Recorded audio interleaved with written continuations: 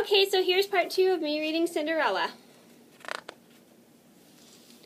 Jewels sparkled here and there on her hands, at her throat, and on her waist.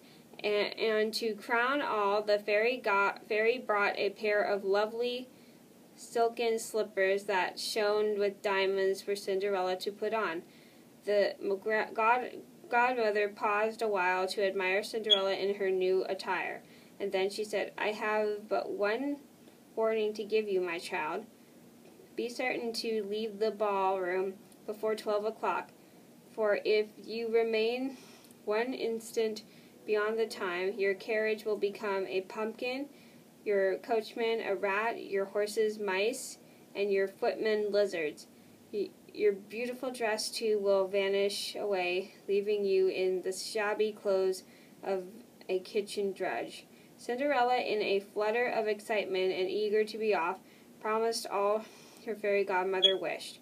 Her promise was without fear, because her heart was so full of joy, and away dashed the carriage for the ball. A few months later, the coach arrived in the royal courtyard. The door was flung open, and Cinderella alighted. As she walked slowly up the richly ear-petted staircase, there was a murmur of admiration.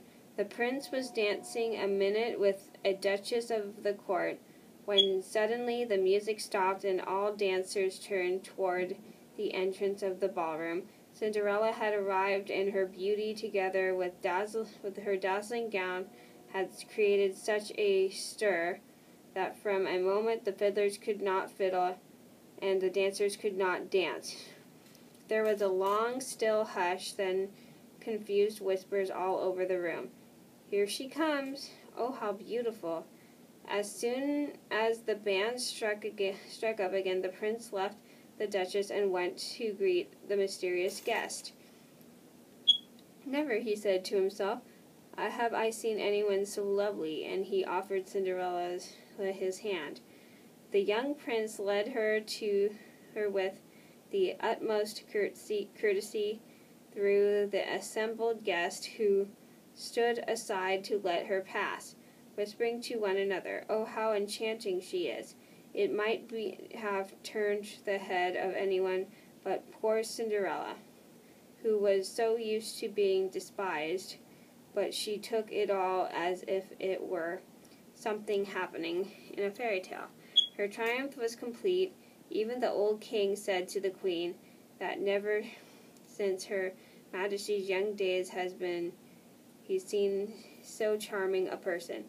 All the court ladies scanned her eagerly, clothes and all, and determined to have theirs made the next day of exactly the same pattern, if they could but get artists skillful enough and purchase the same extraordinary material.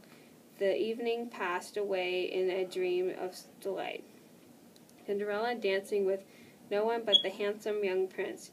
So exquisitely graceful were Cinderella's movements that she and the prince were the only couple dancing, with everybody else looking on. At the supper, which was most sumptuously served, the young prince had no appetite, but he kept his eyes fixed tenderly on his unknown visitor, who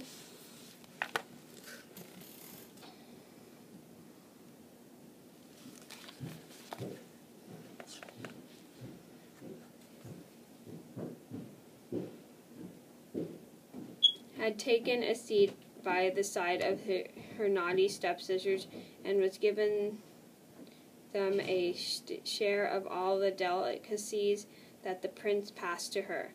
The two sisters could not recognize their ragged little sister, in the graceful lady to whom the prince paid so much attention, and felt quite pleased and flattered when she addressed a few words to them.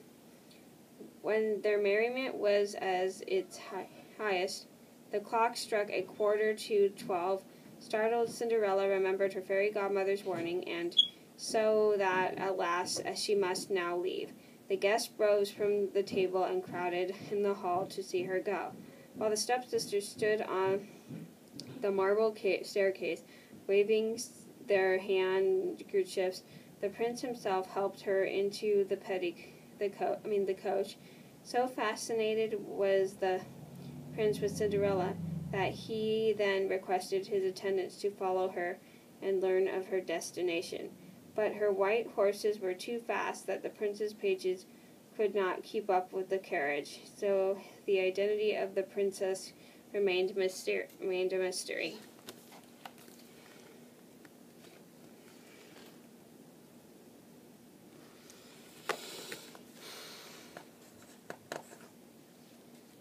Once home, she found her fairy godmother, who smiled approval.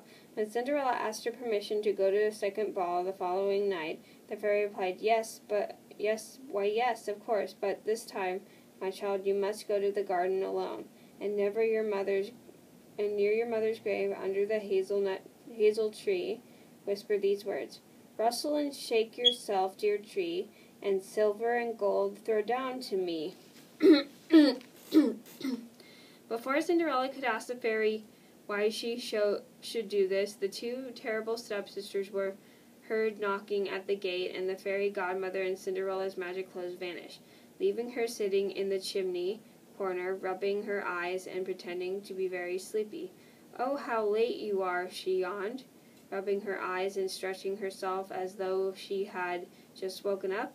Ah, cried the eldest stepsister spitefully, you would not have been so sleepy if you had been with us. It was the most delightful ball, and there was a present the most lovely princess we ever saw, who was so exceedingly polite to us both. Was she? Said Cinderella indifferently, and whom might she be? Nobody knows, though everybody would give their eyes to know, especially the king's son, who was greatly distressed at her leaving so suddenly, and would give all the world to find out where she came from. Indeed, replied Cinderella, a little more interested, I should like to see her. Then she turned to her elder sister and said, Madame, will you not let me go tomorrow and lend me your yellow gown that you wear on Sunday? What? Lend my yellow gown to Cinderella? I am so mad at that. Oh, the idea, said the other sister screamed. A kitchen hussy like you. What next will you think of? And they walked away, holding their grotesque and sneered noses high up in the air.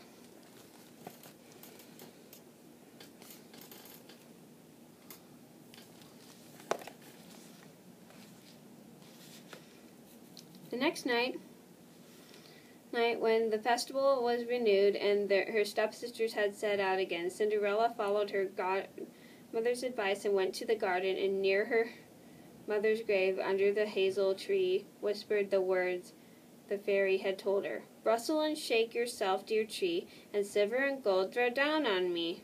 Instantly a flock of mysterious birds threw down an even more splendid dress, and this time a pair of the smallest, prettiest slippers that had ever been seen. They were made of glass, but they were soft as silk, and fitted her exactly. The gown and the slippers Cinderella put on in great haste, and then suddenly she discovered that her godmother standing beside her, waiting with the pumpkin coach, and she had just had time to look out the carriage's window as it set off for the ball to hear her fairy godmother's voice. Now remember, 12 o'clock were her pairing words, and Cinderella thought she certainly should remember. When Cinderella appeared at the ball, everyone was even more astonished at her beauty. This time, instead of ceasing to play when she entered the ball room, the fiddlers struck up the merriest tune, and the prince walked straight up to her and kissed her hand.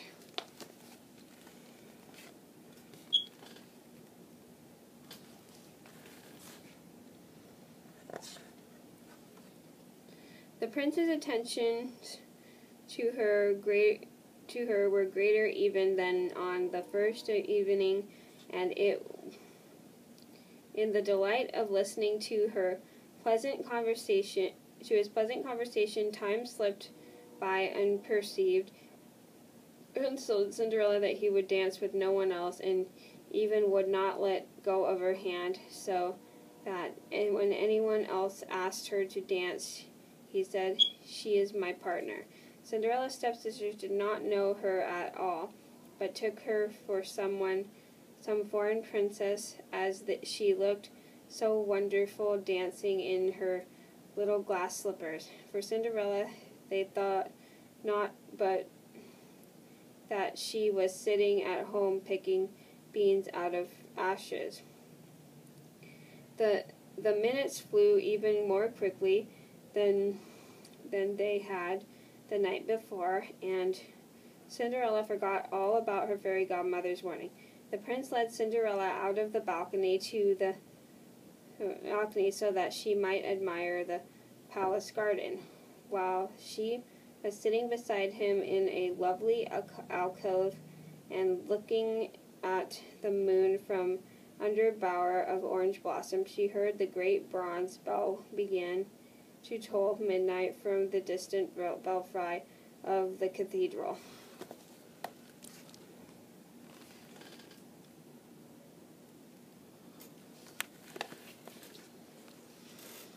Cinderella gave a cry of alarm, gathering up her magical gown, and fled away as lightly as a deer. She rushed through the ballroom and flew down the marble stairway. The prince ran after Cinderella as she heard the clock toll 9, 10, 11. At the stroke of 12, as Cinderella reached the bottom of the stairway, she watched in awe and dismay as her carriage became a pumpkin, her coachman a rat, her horses mice, and her footmen lizards. Her beautiful dress, too, vanished away, leaving her in the shabby clothes of a kitchen drudge. When the prince reached the gateway of the palace, Cinderella had disappeared from sight. Indeed, he missed his lovely princess altogether, and only saw running out of the palace grounds a little dirty lass, whom he had never beheld before, and whom he certainly would never have taken the least notice. The prince asked the sentinel on guard if he had seen a princess in a golden gown drive away in a golden coach. The sentinel shook his head. He did not even think to mention the little ragged girl who had sped up the road on foot a minute before. Puzzled, the prince returned to the balcony to see if, by any chance, he could catch a gleam of the golden carriage on the road far below. But no such coach was to be seen, and so sadly the prince turned away. As he did, he saw a gleam of crystal at his feet. It was one of the glass slippers which had fallen off Cinderella's flight. The prince picked it up and would not part with it. Poor Cinderella arrived at home frightened and out of breath, with no carriage, no horses, no coachman, no footman, and all her clothes were back again. She had none of her finery now, except the other glass slipper. When the stepsisters returned, they were full of this strange adventure. How the beautiful lady had appeared at the ball, more beautiful than ever, and enchanted everyone who looked at her, and how, as the clock was striking 12, she had suddenly risen up and fled from the garden and through the ballroom, disappearing no one. Okay, so I'm going to stop the video here because it's getting pretty long, so I hope you guys enjoyed the video. Thanks so much for watching, and I'll see you in another video soon. Bye. I'm not part 3. Bye, sorry.